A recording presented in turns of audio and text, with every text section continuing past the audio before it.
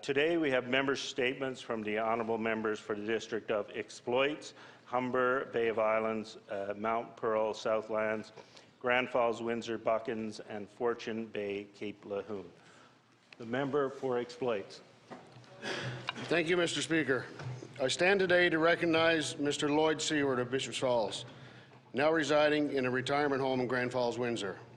Mr. Seward celebrated his 102nd birthday on October 3rd of this year. Mr. Seward was born in Clarenville in 1917. At the age of 22, he quit his job in Newfoundland with the Newfoundland Railway to join the Navy and served overseas. In 2018, he and his son Gerald traveled to England to take part in the HMS Exeter reunion. Mr. Seward survived the sinking of the HMS Exeter in 1942 in the Battle of the Java Sea. The outdoors is another passion of Mr. Seward's: snowmobiling, countryside, camping in the woods, traveling in rivers in birch bark canoes, which he spent hours building himself. Mr. Speaker, I'd like for all members in this House of Assembly to join me in congratulating Mr. Lloyd Seward on the 102nd birthday and in thanking him and all veterans for their service.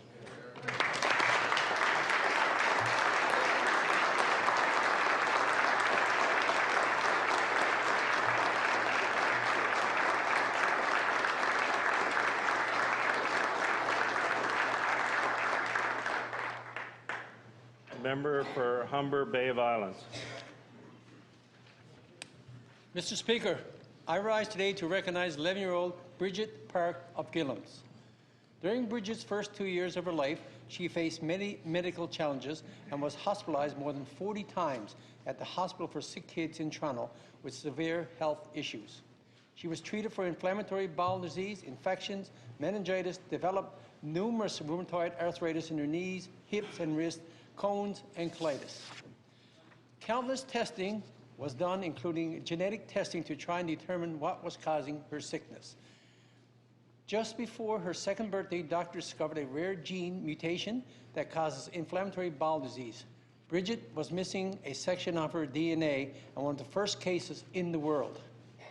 The solution offered involved 8 days of chemotherapy and a bone marrow transplant with a 50-50 chance if it would work at all. Bridget is an inspiration to her friends and family and became the first in Canada to be cured of a rare disease by a bone marrow transplant. Today, Bridget is happy, healthy.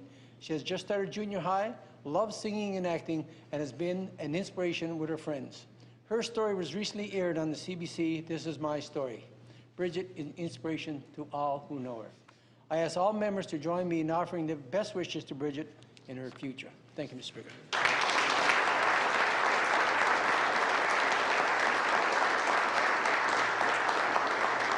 The member for Mount Pearl-Southlands. Thank you, Mr. Speaker.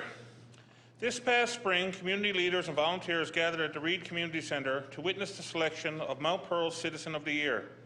As usual, this year's nominees were tremendous community volunteers who all share a love for Mount Pearl and an unwavering commitment to community service. The judges had a very difficult task in making this selection, and at the end they decided to choose a very deserving gentleman who is the true definition of volunteer. Robert Hayes was simultaneously involved in 5 different community-based organizations over the past year, had a perfect attendance record, and made a significant contribution to each and every endeavour.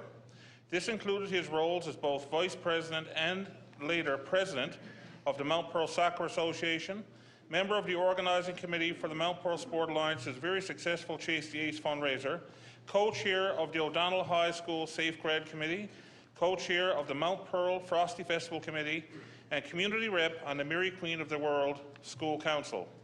Mount Pearl is such a great place to live, to work, and to raise a family because of the contributions of people like Robert Hayes.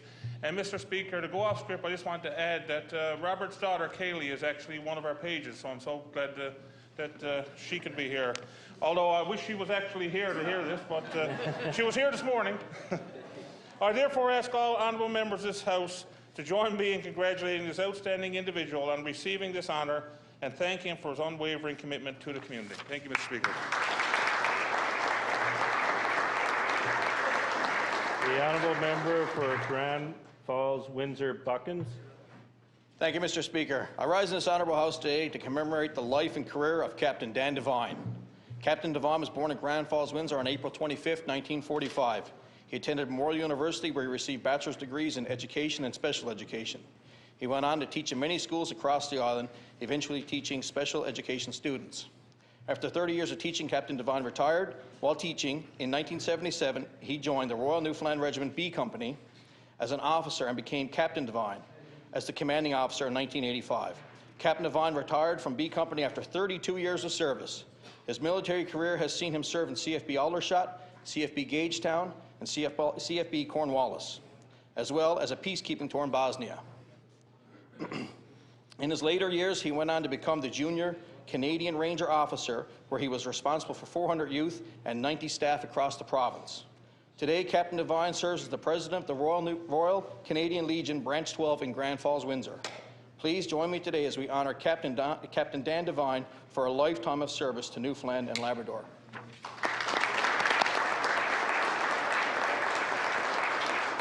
The honourable member for Fortune Cape Hune.